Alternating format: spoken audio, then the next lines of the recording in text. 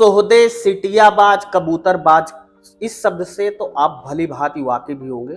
और इनकी प्रजाति जो होती है आपने देखी होगी।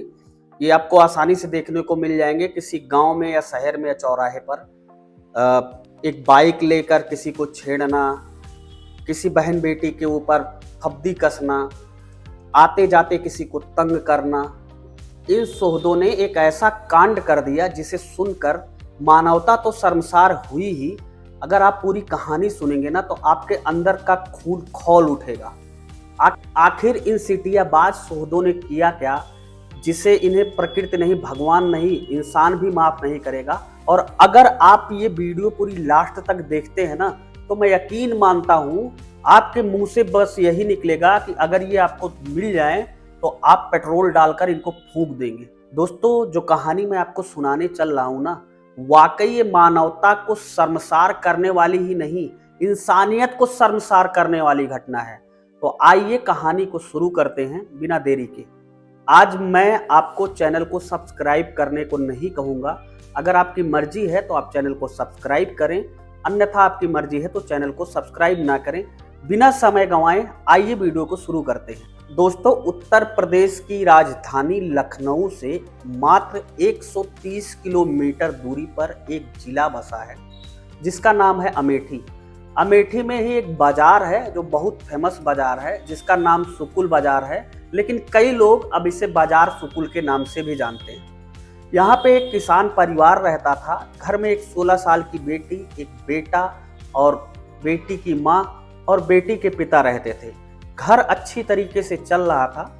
उसकी लड़की जो है वो अभी पढ़ाई कर रही थी, तो जब कॉलेज जाती थी तो वो वापस आकर अपने घर वालों से उसने कई बार शिकायत की। अपने पापा से बताया कि पापा, मैं जब जाती हूँ रास्ते में तो मुझे कुछ सोहदे छेड़ते हैं। उसने बाकायदा उन सोहदों का नाम भी बताया कि फला फला फला फला मुझे स्कूल आते और जाते वक्त छेड़ते हैं और मेरे ऊपर फब्दियां भी कसते हैं।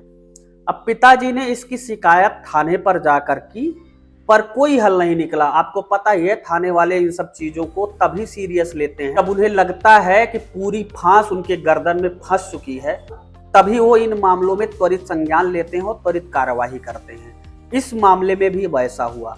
बिटिया ने एक बार नहीं कई बार अपने पिताजी से इसकी शिकायत की और पिताजी ने अपने सुकुल बाजार के थाने में भी कई बार शिकायत की, लेकिन कोई हल नहीं निकला। दोस्तों, आपको पता ही है, कभी 2-4 दिन पहले दशहरा का समय चल रहा था और जगह जगह पर दुर्गा माता की मूर्तियां स्थापित थी, पंडाल सजा हुआ था, लोग मेला में व्यस्त थे।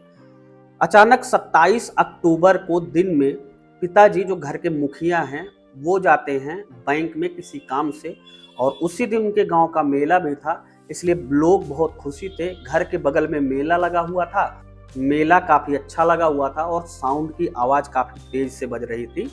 इसी बीच पिता जब बैंक में गए थे तो उनका भतीजा दौड़ के जाता है उनके पास और बोलता है, चाचा जी घर में तो आग लगी है। और जब चाचा जी दौड़ कर आते हैं और आग के पीछे का कारण जानने की कोशिश करते हैं तो आग की लपटें जहां से आ रही थी वहां वो दौड़ते हुए जाते हैं और वो पहुंच जाते हैं अपने सेकंड फ्लोर पे जहां से आग की लपटें उठ रही थी। अब उन्होंने जब देखा तो वहां पे उनकी नाबालिग 16 साल की बेटी धूं धूं करके जल रही थी। आग इतनी तेज थी कि उसने उस 16 साल की नाबालिग बच्ची को अपने गिरफ्त में पूरी तरीके से ले लिया था। इसी तरीके से उसके ऊपर कंबल और बहुत सारी चीजें डालकर उसको बचाने का पूरा प्रयास किया गया। तब तक पुलिस को भी इन्फॉर्म कर दिया लोगों ने और पुलिस भी यहाँ पर आ चुकी थी और इस बच्ची को एक हॉस्पिटल में भर्ती कराया जाता है। लेकिन अफसोस कि वो बच्ची बच नहीं पाती है, उसको अपनी जान से हाथ धोना पड़ता है।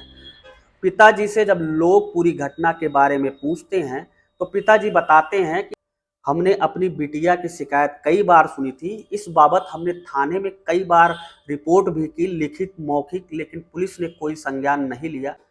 शायद प्रशासन सही समय पे अपनी गहरी नींद से जग गया होता तो ये घटना होने से रुक सकती थी, बच सकती थी।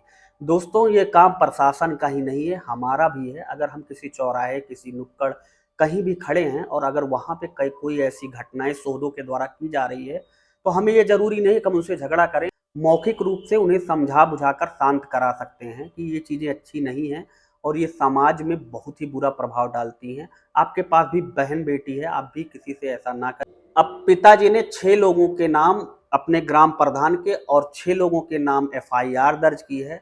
अब मामला आगे क्या होता है वो समय के गर्त में है। फिलहाल इन सौदों के बारे में आपका क्या कहना है, आप हमें कमेंट बॉक्स में अपनी राय जरूर बताएं। मिलूंगा ऐसी एक नई कहानी के साथ आपको जल्द ही, तब तक के लिए जय हिंद, वंदे मातरम।